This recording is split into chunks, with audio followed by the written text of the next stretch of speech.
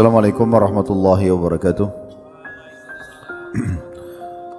Alhamdulillah wassalatu wassalamu ala Rasulillah. Baik teman-teman sekalian, kita lanjutkan mengingat mati tadi yang sudah banyak kita sampaikan dalil-dalilnya, dan juga bagaimana sikap para salafus salih dalam menjadikan kematian sebagai sebuah setir kehidupan. Memang itu bagian daripada syariat Allah Subhanahu wa taala. Allah mengingatkan kita dalam salah satu firman-Nya agar jangan sampai kita menyesal nanti kalau meninggal kemudian belum sempat memperbanyak amal saleh, masih banyak dosa-dosa belum sempat bertaubat, akan menyesal.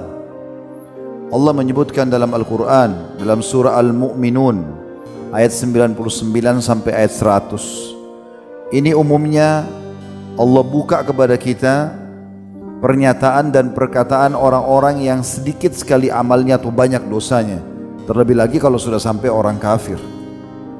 A'udzu billahi minasyaitonir rajim. Al-Mu'minun ayat 99 sampai 100. Hatta idza jaa ahadahumul maut qala rabbirji'un la'alli a'malu salihan fima taraktu kalla innaha kalimatun huwa qailuha wa min waraihim barzakhun ila yaumi yub'atsun.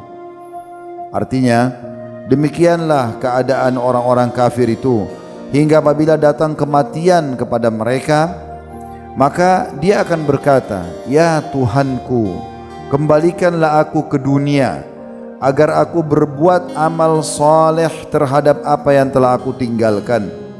Sekali-kali tidak akan pernah.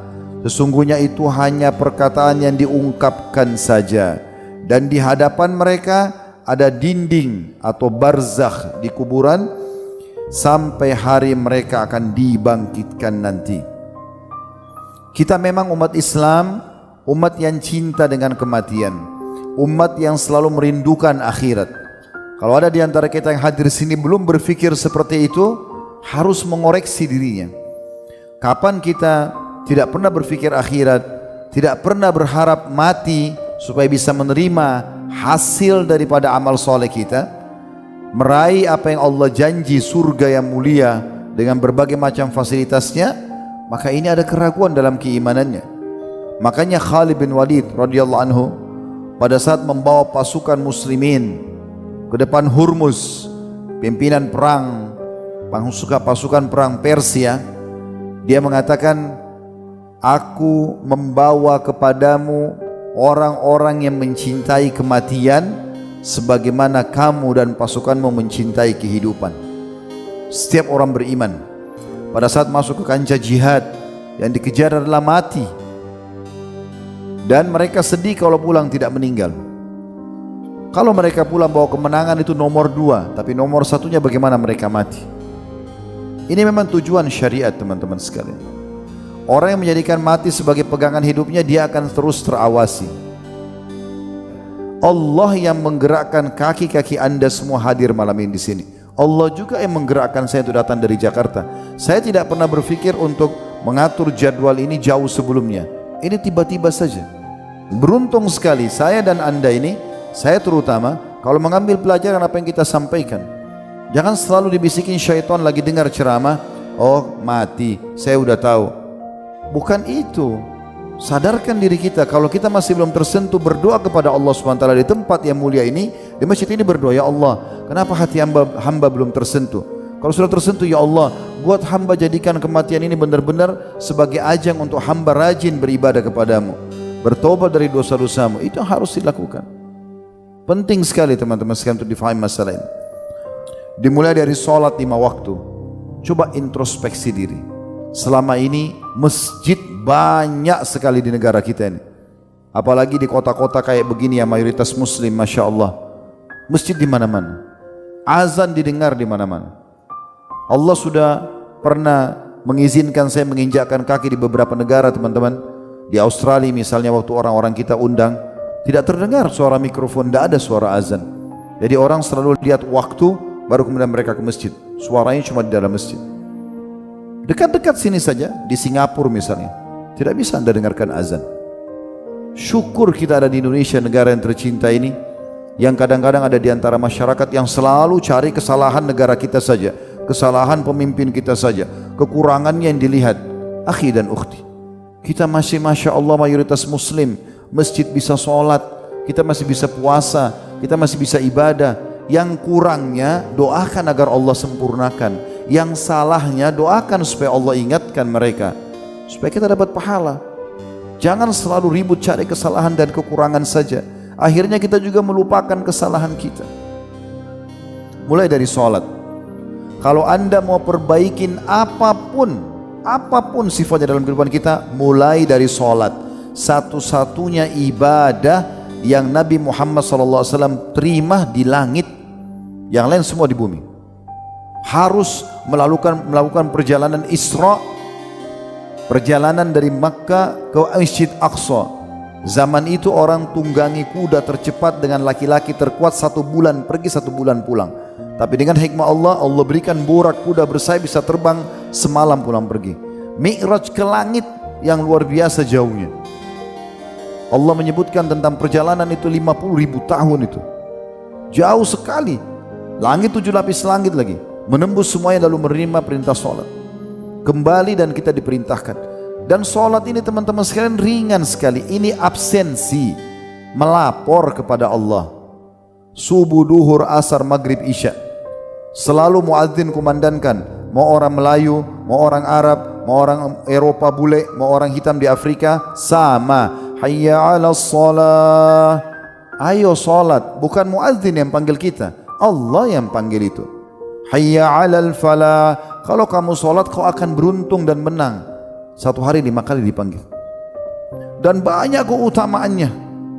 Siapa yang bersuci di rumahnya, kata Nabi SAW, disebutkan oleh Al-Mundhir dalam kitab Targhib Tarhib, disahihkan oleh Syekh Albani, yang mendengarkan azan kemudian dia wudu, dia baguskan wudunya, dia ke masjid, dia tidak melakukan sholat kecuali ikhlas karena Allah, tidak ada indikasi lain, kecuali dia pulang seperti baru dilahirkan oleh ibunya, bersih dosanya. Sehari bisa 5 kali kita dapatkan itu. Setiap langkah ke masjid 1 pahala, 1 langkah yang lain pengampunan dosa, juga diangkat 1 derajat. Kalau dari rumah kita ke musola atau masjid dekat rumah 50 langkah, 1 sholat subuh misalnya, itu kita pergi 50 langkah, pulang 50 langkah berarti 100 langkah, kena pulang pergi dihitung sama pahalanya. Kali 5, 50 langkah, 100 langkah 1 sholat kali 5, 500 langkah, 500 pahala dari langkah kaki saja, 500 dosa dimaafkan, 500 derajat ditinggikan. Kenapa enggak mau sholat? Kenapa enggak mau ke masjid? Kenapa enggak ramaikan masjid? Kalau anda yang belum mencobanya, coba, apalagi momentum Ramadan. Kalau Ramadan saja bulan yang 1 dunia ini, semua umat Islam sibuk beribadah, anda juga tidak baik, lalu kapan mau baiknya? Kapan kira-kira mau baik? Dan apa jaminannya Ramadan akan datang kita masih hidup? Kita tidak tahu. Mungkin anda yang hadir sini mengatakan, oh Ustadz bahas masalah orang yang belum ke masjid. Saya sudah ke masjid. Yang sudah ke masjid juga, jadikan bahan introspeksi diri. Selama ini sudah jalankan belum hadis Nabi SAW, siapa yang tidak ketinggalan takbiratul ihram imam 40 hari, subuh, duhur, asar, maghrib, isya, imam Allahu Akbar, dia Allahu Akbar, nggak pernah masbuk 40 hari, maka Allah akan selamatkan dia dari 2 masalah, diselamatkan dari neraka dan diselamatkan dari kemunafikan. Sudah belum ini? Coba programin. Minimal sekali seumur hidup, coba 40 hari non-stop, imam Allahu Akbar, anda Allahu Akbar di belakangnya. Dan laki-laki saf pertama, tidak mungkin dapat saf pertama kalau anda telat datangnya. Setiap waktu masuk sholat, sebelum azan, anggap itu sesuatu yang paling penting dalam hidup anda. Semua tinggalkan. Azan anda sudah di masjid, bukan tunggu azan selesai baru ke masjid, supaya anda dapat sholat qabliyah, doa di antara azan yang mustajab. Saya mau begini teman-teman, coba kalau gubernur kita atau wali kota misalnya mengatakan kepada anda, siapa yang datang, saya buka kantor saya 15 menit atau setengah jam waktu, yang datang di waktu itu misalnya jam 12 sampai jam 12.30, apa saja yang dia minta saya akan mudahkan urusannya. Mungkin ada yang mau supaya tanahnya dibebasin, dinaikkan jabatannya atau apa saja. Saya yakin akan antri. Itu manusia, saudaraku. Sang pencipta Allah, pencipta langit dan bumi ini mengatakan melalui lisan Nabi Muhammad SAW, antara azan dan iqamat tidak ditolak doa. 5 menit ini. Kenapa masih sibuk dengan handphone, masih sibuk ngobrol sama teman, baru mau wudu? Kenapa enggak gunakan ini, maksimalkan? Lupakan semua aktivitas, doa diijabah. Minta masuk ke dalam surga, minta selamat dari neraka, minta dipanjangkan umur di atas ketaatan. Ingat, berdoa agar nikmat Allah dipertahankan jauh lebih mulia di sisi Allah daripada sudah punya masalah baru minta diberikan jalan keluar. Teman-teman sekarang lagi sehat begini, lalu bilang, ya Allah pertahankan kesehatan saya, lebih afdal daripada anda sudah sakit baru bilang, ya Allah sembuhin saya. Jadi tidak ada alasan. Jangan anda bilang, oh saya kan belum sakit, untuk apa saya mau berdoa? Masa tunggu sakit baru berdoa? Apa kata Nabi SAW dalam hadis sahih? Kenali Tuhanmu di waktu kamu lagi lapang, justru lagi sehat, lagi segala macam. Dia akan mengenalimu di saat kau susah. Ingin masalah anda dipecahkan pada saat lagi susah, kenal Allah di saat lagi lapang. Itu antara azan iqamah. Lebih lagi teman-teman, solat itu kita hitung sehari 5 kali. 10 menit saja satu solat. Kita tadi anda kerjakan tidak lebih dari 10 menit. Berarti kita memakai 50 menit dari waktu kita. Allah berikan kita dalam sehari 24 jam. Kalau dikurangi 50 menit, anda masih punya 23 jam plus 10 menit. Silakan aktivitas yang lain selama bukan haram. Salat akhi dan ukhti. Azan, komitmen mulai sekarang bubar dari sini, gak ada aktivitas lain. Kalau perlu sebelum azan sudah ada di masjid. Kalau sudah kerjakan sekali, hari kedua, hari ketiga, selama ajal belum datang, terus komitmen. Penuhi masjid-masjid itu.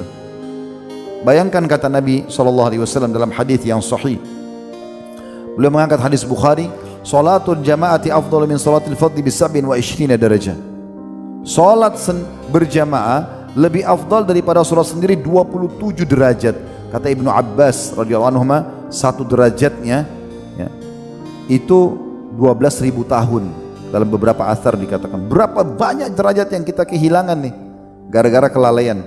Beda pahalanya orang yang pas takbiratul ihram imam dia sholat dengan orang yang masbuk 1 rakaat, orang yang masbuk 2 rakaat, orang yang kehilangan jemaah pertama, jemaah kedua, beda pahalanya. Beda dari awal. Dan ini harus kita, kalau anda sudah, harus kita prioritaskan. Kalau anda sudah lakukan ini, prioritaskan sholat itu, maka semuanya akan aman, yang lain akan baik. Diambil daripada hadis Nabi SAW yang sahih, awal amal dihisab hari kiamat adalah sholat. Kalau dia baik maka akan membantu yang lain, kalau dia buruk akan mengganggu yang lain. Ini bukan cuma di akhirat, di dunia pun sama. Anda kalau mulai dari sholat, komitmen perbaiki ya, termasuk jangan lupa ya, kekhusyuannya, konsentrasinya. Karena ada hadis yang berbunyi, ada orang hari kiamat tidak terima pahala salat kecuali setengah ya, ada yang terima cuma 1/3, ada yang 1/4, ada yang 1/10, ada yang tidak terima kecuali cuma pakaian seperti pakaian diremuk lalu dilempar ke wajahnya. Kalau sudah ke masjid, tingkatkan kualitasnya, bagaimana kekhusyuannya. Kalau anda coba konsentrasi belum bisa, mohon kepada Allah. Berarti ada penghambat nih. Umumnya orang tidak khusyuk karena dosa, umumnya karena dosa. Kalau anda sudah jaga, sudah benar gerakannya, sudah benar bacaannya, ternyata nggak bisa khusyuk, itu berarti ada dosa yang menghambat. Saya punya pengalaman teman-teman, tapi ini waktu saya masih kuliah di Madinah dulu. Subhanallah, di malam hari besok mau ujian, ada satu materi namanya balaghah dalam bahasa Arab. Butuh hafalan, butuh konsentrasi. Saya duduk dari habis duhur, keluar dari kelas habis ujian, tingkat 2 kuliah waktu itu. Saya coba baca, kok nggak bisa faham ini. Tapi perlu anda ketahui ya, kota Madinah itu semua perempuan pakai jilbab, nggak ada diskotik, nggak ada karaoke, tidak siat di masjid, tidak ada. Kita tempat hiburannya kampus ke Masjid Nabawi. Saya coba baca, kok nggak bisa faham, kok nggak paham. Tiba asar sholat berjamaah belum bisa, tiba maghrib belum bisa. Saya sempat telepon teman saya waktu itu, hafidahullah, Dr. Muhammad Rahili, sampai sekarang beliau sudah masih ngajar di kampus kami. Dia kebetulan kakak kelas saya. Dia udah pada saat itu tingkat 4 kuliah mau selesai. Saya bilang, akhi tolong saya mau ketemu. Waktu itu kita masih pakai telepon koin, belum ada handphone ya. Saya Tak tahu kenapa dari tadi siang saya baca ini belum paham. Bisa nggak kita ketemu di masjid kampus? Oh bisa. Begitu ketemu, saya bilang saya nggak bisa faham. Ini habis maghrib. Terus tiba-tiba dia ucapin kata-kata begini, Khalid, kau masih punya wudu? Saya bilang iya. Coba sekarang kau sholat 2 rakaat, ikhlas karena Allah, niat supaya Allah ampuni dosa-dosamu kalaupun ada. Kemudian kembali ke sini, duduk sama saya. Ini pengalaman saya pribadi teman-teman. Perlu saya ingatkan ya, alhamdulillah kami di Madinah itu tidak ada perempuan tidak berjilbab.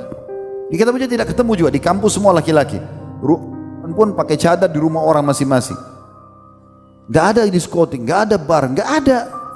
Dia celah dosa bisa kita katakan tidak ada. Di kampus pun kita cuma belajar, kuliah. Maka saya sholat. Saya berdiri, saya hadap kiblat, saya sholat. Niat untuk ya Allah kalaupun ada salah. Niatkan sholat tobat, mungkin Allah maafkan. Udah selesai, habis salam saya istighfar, saya kembali. Kurang dari 1 jam teman-teman. Kurang dari 1 jam setelah itu, belum azan isya, udah selesai saya pelajari. Saya hafal, faham. Subhanallah, dosa itu menghambat. Tapi sholat luar biasa membantu. Dan banyak hal-hal yang seperti ini terjadi. Maka jaga teman-teman sekalian. Kalaupun kurang khusyuk, itu berarti disebabkan karena dosa-dosa kita. Jaga kualitasnya. Jangan buka pintu-pintu dosa. Maka Ramadan ini kita bisa jadikan sebagai momentum untuk memperbaiki sholat kita. Tentu tidak harus tunggu nanti awal Ramadan. Bubar dari sini Anda sudah bisa coba praktekin itu. Kemudian beliau mengangkat perbuatan yang kedua, masalah puasa secara umum ya. Karena puasa bagian daripada perintah Allah SWT di bulan Ramadan. Cuma berapa banyak orang di antara kita teman-teman puasa yang dari sahur sampai buka puasa padat ibadah. Berapa banyak orang di antara kita seperti ini. Kebanyakan kita subhanallah bahkan ada yang penuh dengan kelalaian. Di Ramadan, di bulan puasa hanya lapar dan haus saja. Hanya lapar dan haus. Dia cuma dapat itu. Kenapa? Dari pagi tidur sampai menjelang buka puasa tinggal 2 jam baru bangun. Mungkin kalaupun dia sholat, dia bangun sholat tidur lagi. Ini puasa apa 1 jam 2 jam? Ada juga orang sibuk puasa Ramadan dari sinetron ini ke sinetron itu, dari film ini ke film itu. Tanpa dia sadari dia lihat yang bukan mahramnya, dia lihat berita cerita bohong, dosa-dosa yang dia lakukan. Belum lagi sibuk dengan gosipnya, fitnahnya dan segala macam. Tetap transaksi jual beli yang haram. Bagaimana bisa ini? Ramadan tidak membentuk dia. Makanya kata Nabi SAW dalam hadis yang sering Anda dengar, hadis Bukhari, man shama ramadana imanan wahtisaba ghufira lahu ma taqaddama min dzambi. Siapa yang berpuasa Ramadan 2 syarat.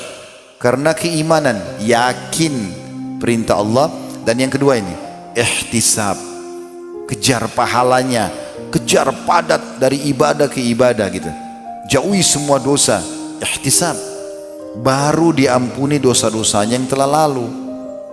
Harus sentuh bobot itunya. Fahami ini teman-teman sekalian. Dan harus kita ketahui, puasa yang akan kita kerjakan insya Allah adalah amal yang paling besar pahalanya. Tidak ada yang mengalahkan pahala puasa. Sebagaimana hadis yang sahih, hadis itu diriwayatkan Bukhari. Kata Nabi SAW, kullu amal ibn Adam lahu illa siyam fa innahu li wa ana ajzi bihi. Setiap amal anak Adam adalah miliknya, sudah ditentukan kadar pahalanya, kecuali puasa.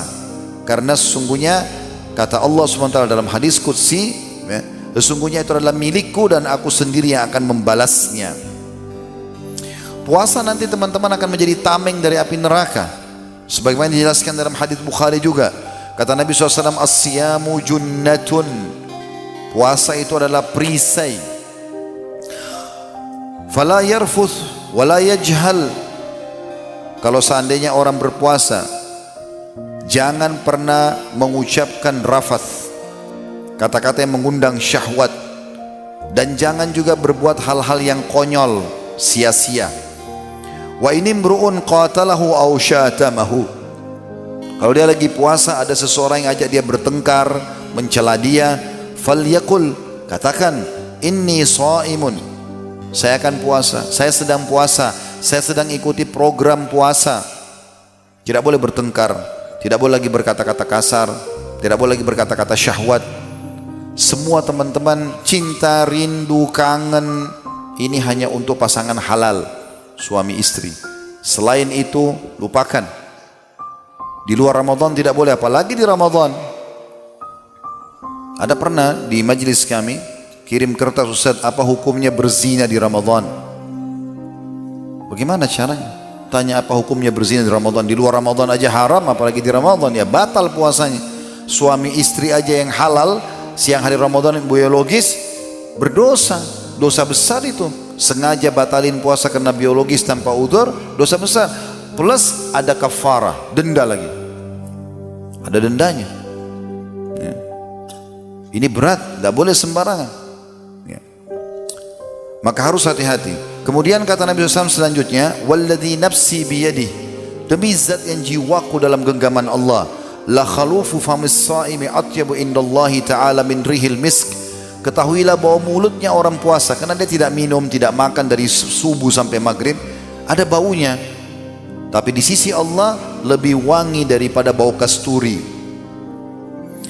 Yatruku ta'amahu wa syarabahu wa syahwatahu min ajli. Kata Allah SWT, dia meninggalkan makanannya, minumannya, syahwatnya karena aku. Jadi bukan karena gak enak sama teman, gak enak sama orang tua, gak enak sama lingkungan, gak enak sama atasan. Karena Allah, as-siyamu li, kata Allah, puasa itu milikku secara khusus. Wa ana ajzi bihi, dan aku akan balas langsung. Wal hasanatu bi asyri amthaliha, dan pahala akan dibalas 10 kali lipat. Coba teman-teman sekalian, Ramadan yang akan datang ini jadikan coba lebih baik daripada Ramadan yang sebelumnya. Kalau kemarin Ramadan Anda cuma dengarkan majelis ilmu sekali misalnya, coba sekarang lebih banyak waktunya. Mungkin Ramadan yang kemarin Anda cuma mengkhatam Al-Quran 1 kali, mungkin sekarang ditingkatkan kualitasnya. Harusnya begitu. Selalu kita tingkatkan lebih baik dari yang lainnya. Kemudian teman-teman sekalian, ada ancaman kalau sampai orang tetap berlakukan maksiat, diantaranya bohong misalnya, batal puasanya itu. Kata Nabi SAW di dalam hadis yang sahih, man lam yada' qawla zuri wal amala bihi falaysa lillahi hajatun fi an yada'a ta'amahu wa syarabahu. Barang siapa yang tidak meninggalkan perkataan dan perbuatan dusta, lisannya bohong, sikapnya juga, ya, praktek lapangannya tetap ada manipulasi datanya, mengambil yang bukan haknya. Bulan Ramadan disuruh oleh kantornya belanja di satu vendor, terus dapat bonus, diambil bonus itu. Akhi dan ukhti, itu bukan punya Anda, itu punya kantor. Anda sedang membawa uang kantor. Kalau Anda belanja pakai uang sendiri, diskonnya, hadiahnya, topika, baju kaos, pulpen punya Anda. Tapi kalau kerja di kantor, punya kantor. Kenapa harus ambil yang bukan hak Anda? Haram, nggak boleh. Di luar Ramadan haram, Ramadan lebih-lebih lagi. Harusnya kita jadikan bahan muhasabah ini. Nggak boleh. Hari kiamat nanti teman-teman, 1 pulpen saja sudah cukup untuk mengambil pahala solat kita, pahala puasa kita. Hati-hati sekali. Pernah Abdullah bin Mubarak rahimahullah, beliau digibah oleh orang, digunjing oleh orang. Beliau baru beli kurma, ada tangkainya, kurma yang segar sekali. Beliau baru mau cicipi kurma itu, muridnya datang mengatakan, wahai imam, kalau imam itu kita kiai, ustaz, ada si fulan menggunjing Anda. Beliau senyum, lalu beliau bungkus kembali kurma itu, lalu beliau mengatakan pada muridnya, bawa ini ke orang itu dan sampaikan salam saya, bilang terima kasih karena dia sudah berbagi pahala sama saya, dan ini kurma sebagai balasannya. Bahaya sekali. Hari kiamat orang akan tuntut kita. Pergi ke akhirat teman-teman, bawa 2 hal, bawa amal saleh dan teman yang saleh. Sibuk dari amal saleh ke amal saleh. Jangan bawa 2 hal. Jangan bawa dosa dan musuh. Tiap hari sibuk musuh yang disiapkan. Ini bahaya sekali. Hati-hati teman-teman. Selanjutnya juga yang perlu digarisbawahi, ada nasihat dari Hasan Basri rahimahullah tentang masalah puasa ini. Kita sentuh dari sisi keimanannya ya. Saya tidak banyak bahas dalil tentang puasanya. Itu juga dalam buku di sini. tentang sholatnya, mungkin banyak dalilnya, kita tidak sebut semua, tapi kita ingin sentuh sisi, oh iya ternyata saya harus perbaikin. Nah itu masalah kejiwaan dan keimanan kita. Hasan Basri pernah melewati orang-orang yang tertawa terbahak-bahak lagi bulan puasa. Lalu beliau heran dan beliau mengatakan, sesungguhnya Allah telah menjadikan bulan Ramadan sebagai medan kompetisi bagi makhluknya. Mereka berlomba-lomba melakukan ketaatan kepadanya, hingga ada satu kaum yang mendahului dan menang, dan ada kaum yang lainnya tertinggal dan kalah. Namun orang-orang yang tertawa seperti ini, maka orang yang paling binasa. Ada orang yang sibuk dari puasa, ngaji, baca Quran, bagus amalnya, tapi ada penyaingnya, ada teman-teman yang lain bersaing sama dia, maka nanti ada orang yang lebih tinggi daripada yang lainnya. Dua-duanya beruntung ini, tapi yang paling begiat adalah yang paling berusaha. Tapi orang yang sia-siakan waktu, sama sekali tidak diisi dengan perbaikan-perbaikan dengan puasa, sayang sekali. Sama satu hal saya ingin tambahkan di sini teman-teman. Puasa ini yang setahun sekali kita lakukan, ini terapi kesehatan. Kalau badan kita ini mesin, robot, rusak ini. Makan panas, dingin, pedas, asin, semua masuk. Ini kalau mesin rusak. 11 bulan kita boleh makan minum, silakan. Mau pagi, mau siang, mau sore, mau malam, Allah nggak pernah larang. Yang penting halal dimakan. Maka butuh servis. Ramadan ini servisnya ini. Puasa itu servisnya.